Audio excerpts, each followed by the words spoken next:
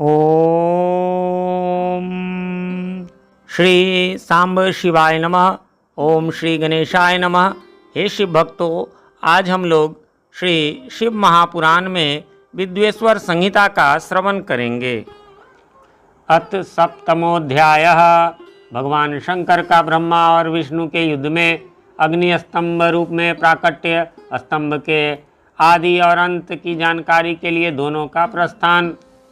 शिव बोले, हे पुत्रों, आपकी कुशल तो है, मेरे अनुशासन में जगत तथा देवश्रेष्ठ अपने अपने कार्यों में लगे तो हैं। हे देवताओं, ब्रह्मा और विष्णु के बीच होने वाले युद्ध का वृत्तांत तो मुझे पहले से ही ज्ञात था। आप लोगों ने यहाँ आने का परिश्रम करके उसे पुनः बताया है।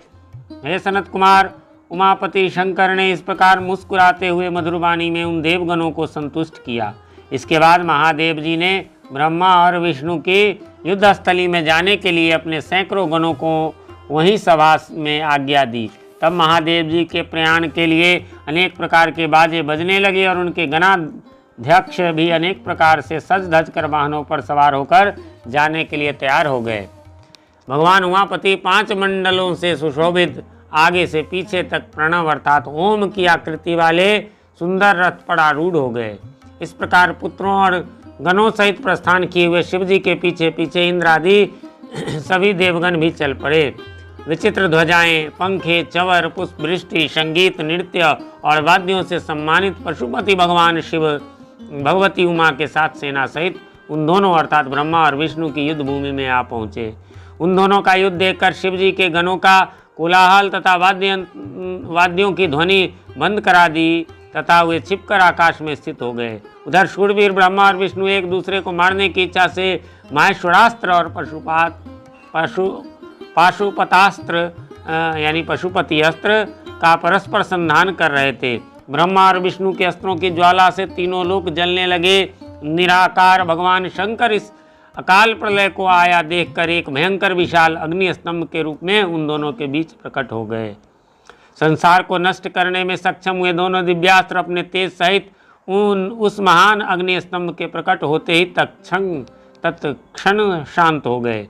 दिव्यास्त्रों को शांत करने वाले इस आश्चर्यकारी तथा शुभ अग्नि स्तंभ को देखकर सभी लोग परस्पर कहने लगे कि यह अद्भुत आकार वाला अर्थात स्तंभ क्या है।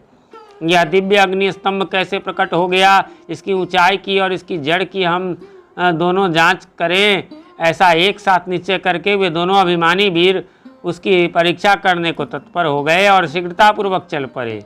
हम दोनों के साथ रहने से यह कार्य संपन्न नहीं होगा, ऐसा कहकर विष्णु ने सूकर का रूप धारण किया और उसकी जड़ की खोज में चले। उसी प्रकार ब्रह्मा भी हंस का रूप धारण करके उसका अंत खोजने के लिए चल पड़े। पाताल लोक को खोदकर बहुत दूर तक जाने पर भी विष्णु को उस अग्नि के समान तेजस्वी स्तंभ का आधार नहीं दिखा। तब थक हार कर शुक्राकृति विष्णु रणभूमि में वापस आ गए। हे तात, आकाश मार्ग से जाते हुए आपके पिता ब्रह्मा जी ने मार्ग में अद्भुत केतकी अर्थात केवरे के पुष्प को गिरते देखा। अनेक वर्षों से गिरते रहने पर भी वह ताजा और अति सुगंध युक्त था।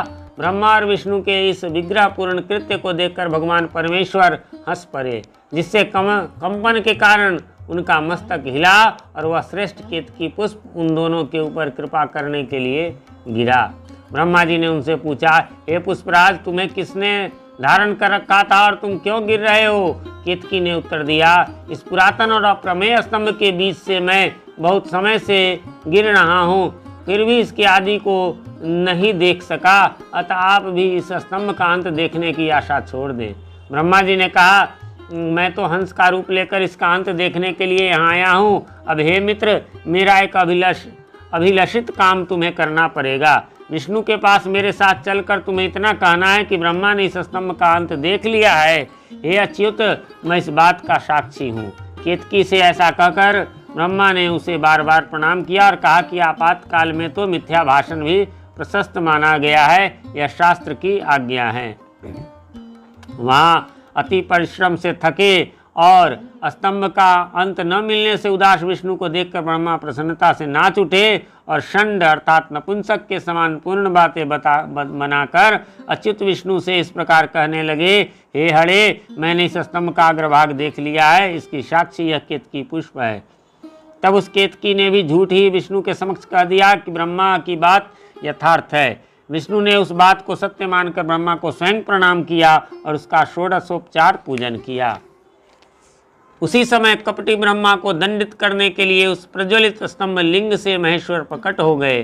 तब परमेश्वर को प्रकट हुआ देख विष्णु उठ खड़े हुए और कांपते हाथों से उनका चरण पकड़कर कहने लगे, हे करुणाकर आदि और अंत से रहित शरीर वाले, आप परमेश्वर के विषय में मैंने मोह बुद्धि से बहुत विचार किया, किंतु कामनाओं से उत्पन्न वह विचार सफल नहीं हुआ। अतः आप हम पर प्रसन्न हो, हमारे पाप को नष्ट करें और हमें क्षमा करें। यह सब आपकी लीला से ही हुआ है। ईश्वर बोले, हे वत्स, मैं तुम पर प्रसन्न हूँ, क्योंकि श्रेष्ठता की कामना होने पर भी तुमने सत्य वचन का पालन किया, इसलिए लोगों में तुम मेरे समान ही प्रतिष्ठा और सत्कार प्राप्त करोगे। हे हरे, अब से आपकी पृथक मूर्ति बनाकर पुण्य क्षेत्रों में प्रतिष्ठित की जाएगी और उसका उत्सव पूर्वक पूजन होगा। इस प्रकार परमेश्वर ने विष्णु की सत्यनिष्ठा से प्रसन्न होकर देवताओं के सामने उन्हें अपनी समानता प्रदान की थी। इस प्रकार श्री शिव महापुराण के अंतर्गत प्रथम विद्वेश्वर संहिता में अग्नि स्तंभ के प्राकट्य का वर्णन नामक 7वां अध्याय पूर्ण हुआ।